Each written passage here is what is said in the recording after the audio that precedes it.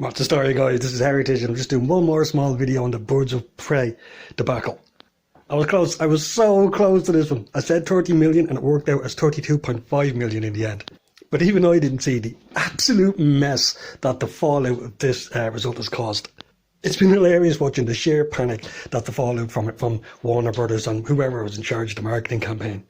So far, they blamed everybody from men not turning up for this, which didn't seem to bother films like 50 Shades of Grey, because girls turned up for that one, to the coronavirus, which is hilarious, because last I checked, the main place where that's a problem is in China, and Birds of Prey hasn't got a release in China. In fact, Suicide Squad didn't get released in China, and it still did fantastic. Whereas this thing is floundering badly. And finally as well now, in a move I've never seen before, they're actually changing the name of the film now that it's in the cinemas. Now, stuff like that isn't unusual if you're talking about moving a film to different markets. Like, I'm in Ireland, and when they released Captain America over here, it was Captain America the First Avenger. I think in Germany they just called it the First Avenger because they didn't want to call it Captain America.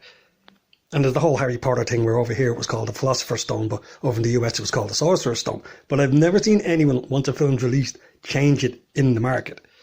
So now instead of this film being Harley Quinn, sorry, got it backwards there. Instead of being the Birds of Prey and that extraordinary long title that gets Harley Quinn's name in it, it's now just going to be called Harley Quinn and the Birds of Prey.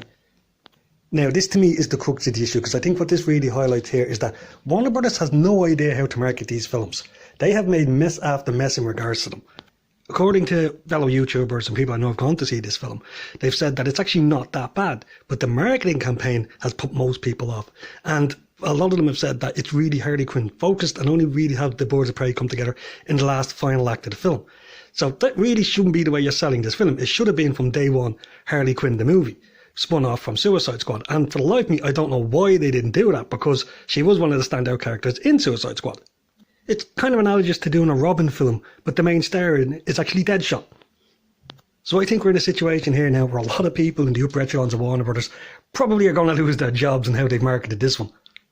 I mean, I'm not a huge Harley Quinn fan, but you can pretty much tack her on as being basically DC's equivalent of Deadpool. And that's how they should have sold this. They should have said, this is DC's equivalent to Deadpool. You like Deadpool? Go see this. Instead, they decided to go down the woke feminist crowd, which doesn't exist. And as we've seen in the returns, nobody's turned up to see.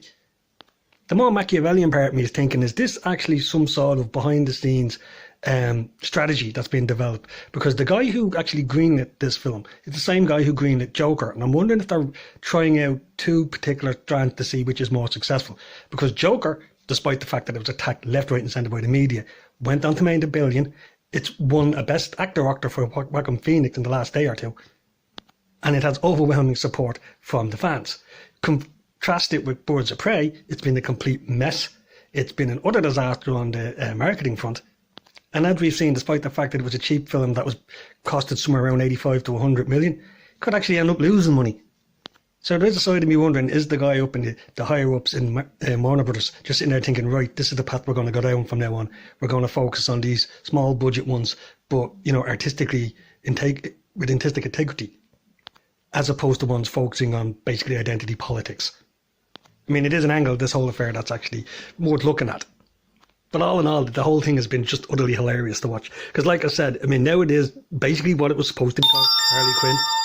Sorry about that there, and the alert just came in. But yeah, it is basically now just Harley Quinn with the Birds of Prey. And they're kind of hoping that they'll actually make some more money that way. To be brutally honest, the way this whole affair has gone on, I actually think they probably would have made more money with no marketing campaign whatsoever. At the very least, it probably would have saved them about 100 million. But there you go, guys. Just a small, short video to follow the continuing lamentable mess that this whole film has turned out to be. I haven't seen anything like it. It's hilarious to watch. The YouTubers taking this up left, right and centre, just laughing at their heads off at it all. And I think at the end, it's just a prime example of how not to market a movie and how to sell it. So there you go, guys. That's just a little brief update on all this. If you like and subscribe, leave a comment below, and thanks for listening. Bye-bye.